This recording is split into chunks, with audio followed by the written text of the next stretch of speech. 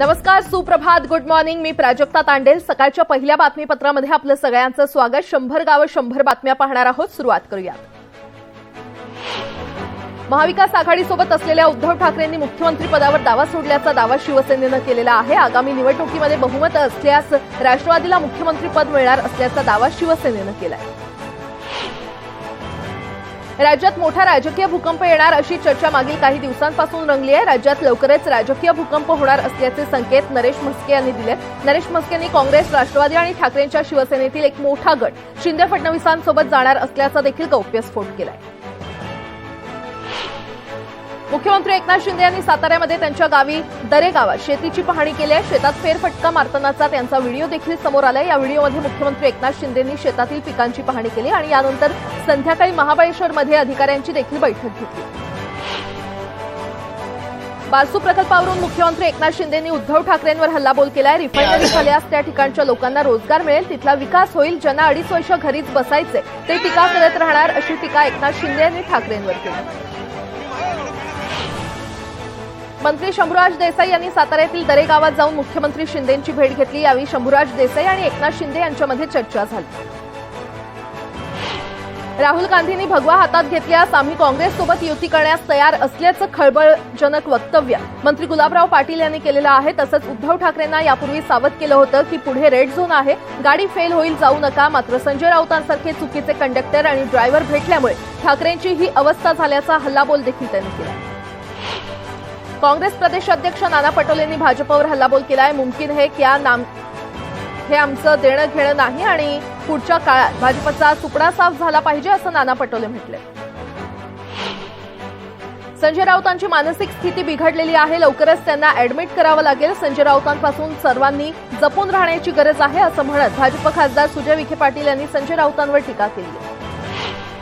कर्नाटक निवडणुकीमध्ये भाजपचं कमळ फुलवण्यासाठी भाजपच्या स्टार प्रचारकांनी कंबर कसली आहे.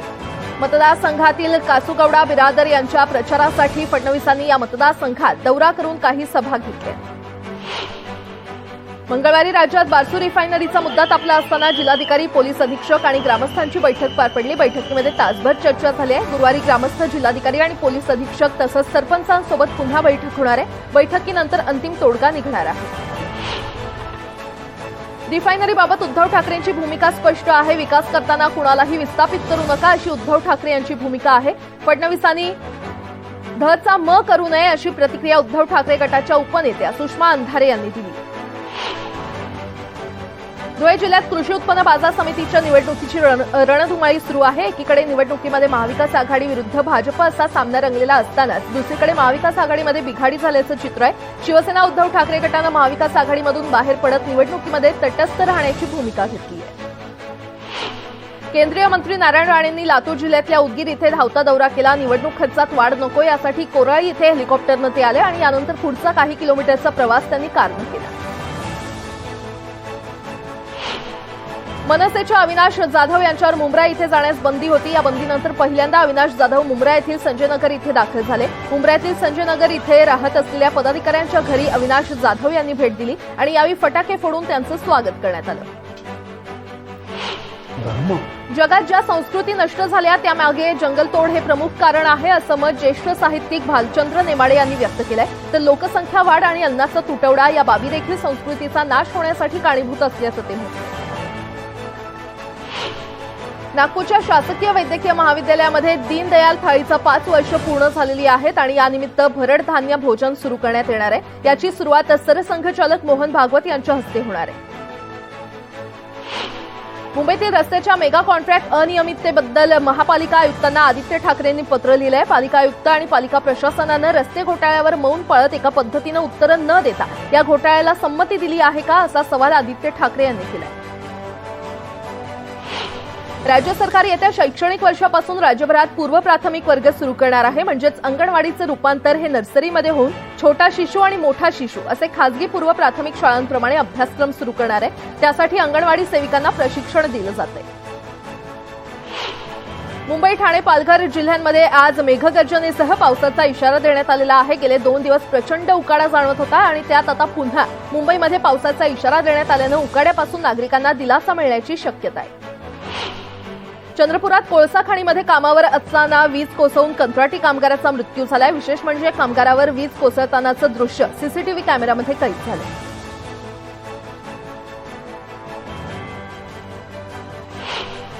यवतमाळमध्ये अवकाळी पावसानं कहर केलाय। धुवाधार पावसानं बाबुळगाव येथील कृषी उत्पन्न बाजार समितीमध्ये ठेवण्यात आलेला शेतमाल भिजलाय आणि त्यामुळे लाखोंचं नुकसान झालंय। जळगावात अवकाळी पावसानं थैमान घातलंय। वादळी वाऱ्यासह आलेल्या पावसानं पपई लिंबूच्या बागा जमीनदोस्त झाल्या असून शेतकऱ्यांचं मोठं नुकसान झालंय। भडगाव तालुक्यातील महिंदळे इथे पपई लिंबूसह मका, बाजरी आणि ज्वारीची पिकं देखील मातीमोल झाली आहेत। वाशीतील मुंबई कृषी उत्पन्न बाजार समितीमध्ये भाजीपाल्याचे दर वधारले असून शिमला मिरची, वांगी, फरसबी आणि काकडीच्या दरात 10% ते 15% वाढ झाली आहे। अवकाळी पाऊस आणि अतिउष्णतेमुळे भाज्यांचं उत्पादन कमी झालं असून दर वाढले असल्याची माहिती व्यापाऱ्यांनी दिली आहे।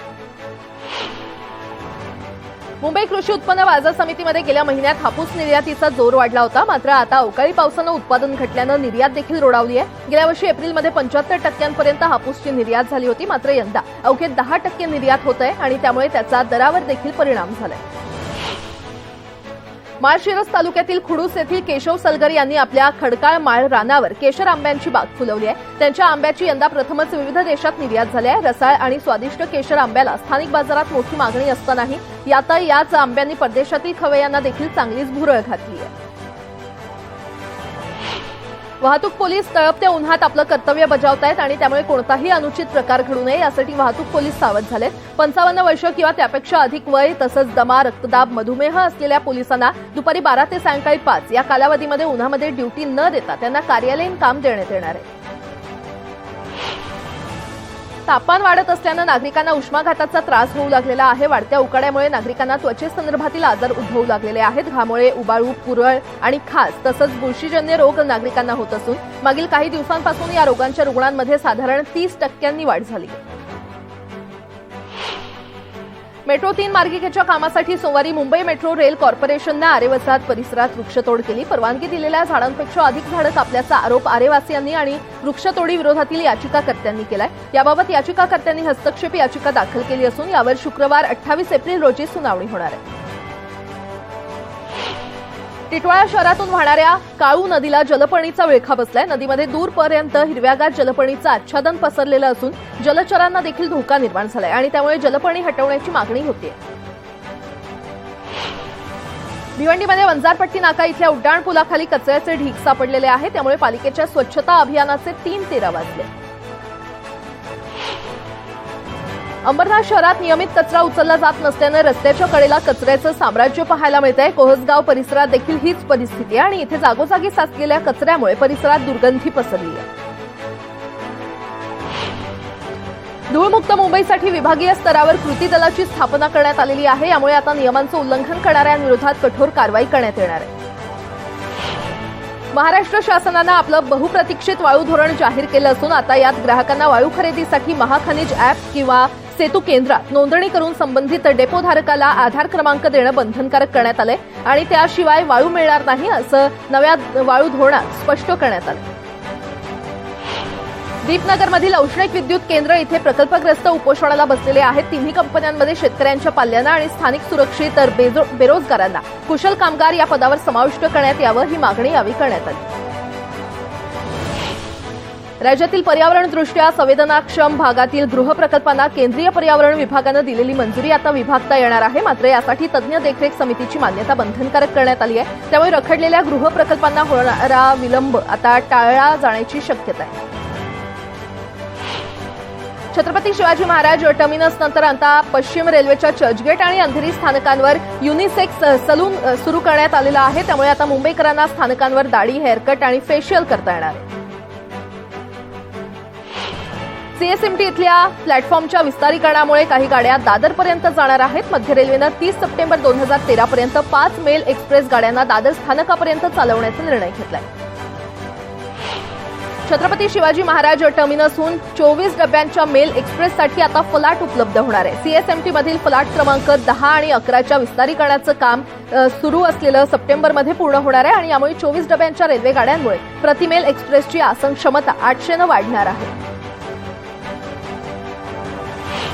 मुंबईची कनेक्टिव्हिटी वाढावी यासाठी मुंबई महानगर प्रदेश विकास प्राधिकरणाकडून सुरू करण्यात आलेल्या मेट्रो 2 आणि मेट्रो 7 ला प्रवाशांचा तुफान प्रतिसाद मिळतोय. मेट्रो ऐन पावसाळ्यात बंद पडू नये म्हणून महामुंबई मेट्रो ऑपरेशन कॉर्पोरेशन लिमिटेडनं कंबर कसली आहे. त्यानुसार कॉर्पोरेशननं हालचाली सुरू केलेल्या असून यासाठी प्रत्येक स्थानकावर लक्ष केंद्रित करण्यात आलंय.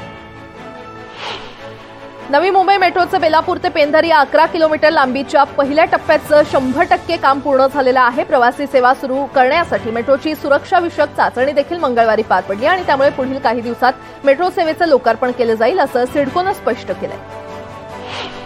धार्मिक पर्यटनासाठी रेल्वेकडून विशेष पर्यटन गाड्या सोडल्या जात आहेत. देखो अपना देश आणि एक भारत श्रेष्ठ भारत योजनेअंतर्गत पुण्यातून 28 एप्रिलपासून ही यात्रा सुरू होते.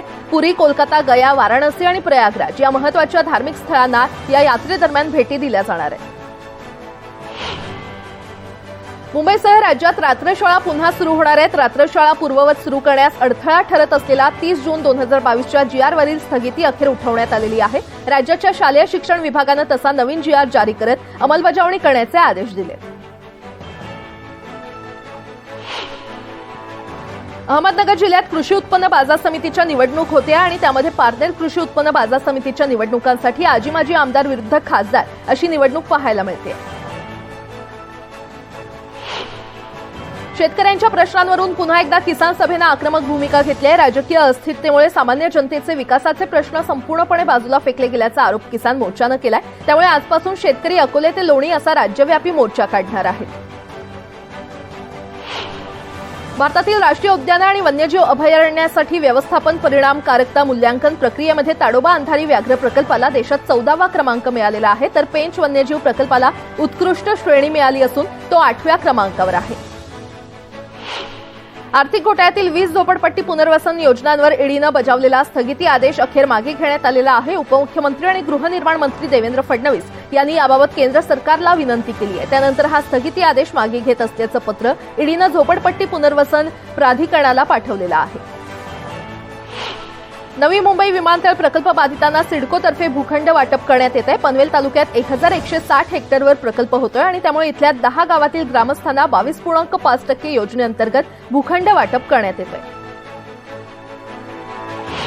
एका परदेशी महिलेनं साखरेची ऑनलाईन खरेदी करण्यासाठी 1,09,00,000चं परदेशी चलन भरलं. मात्र कंपनीनं बुकिंग झाल्याचं खोटं कागदपत्र देत तिची फसवणूक केली. या प्रकरणी सानपाडा पोलिसांनी कंपनीच्या संचालकाला ताब्यात घेतलं असून इतर आरोपींचा शोध घेतला जातोय.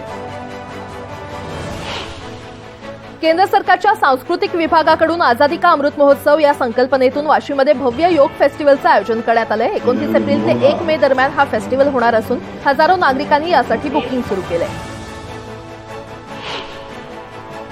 पुणे मंडळातर्फे महाराष्ट्र गृहनिर्माण प्राधिकरणाअंतर्गत जानेवारी महिन्यात 6,000हून अधिक सदनिकांसाठी ऑनलाईन पद्धतीनं सोडत काढण्यात आली आणि या सोडतीचा निकाल जाहीर करून एका महिन्याचा कालावधी झाला तरी देखील विजेत्यांना देय करार पत्र वितरित करण्यात आलेलं नाही. मेगा सिटीच्या नावाखाली पोलिसांचीच फसवणूक करण्यात आल्याची धक्कादायक घटना पुण्याच्या लोह गावातून समोर आली आहे. पुण्यातही आपलं हक्काचं असावं यासाठी राज्यभरातील तब्बल 7,200 पोलीस बांधवांनी एकत्र येत जम्बो गृहनिर्माण सोसायटी स्थापन केली. मात्र 2023 साल उजाडलं तरी देखील हा महत्वाकांक्षी प्रकल्प रखडलेलाच आहे. 2009 सालचा प्रोजेक्ट अद्यापही धूळ खात पडू नये. नालासोपारा रेल्वे स्थानकालगतच्या अनधिकृत फेरीवाल्यांच्या हातगाड्यांवर वसई विरार पालिकेकडून कारवाई करण्यात आलेली आहे. रेल्वे स्थानकालगत फेरीवाल्यांनी बसस्थान बसवल्यामुळे प्रवाशांना मोठा प्रवास करणं जिकरीचं होतंय आणि त्यामुळे पालिकेच्या या कारवाईनं नागरिकांनी समाधान व्यक्त केलं.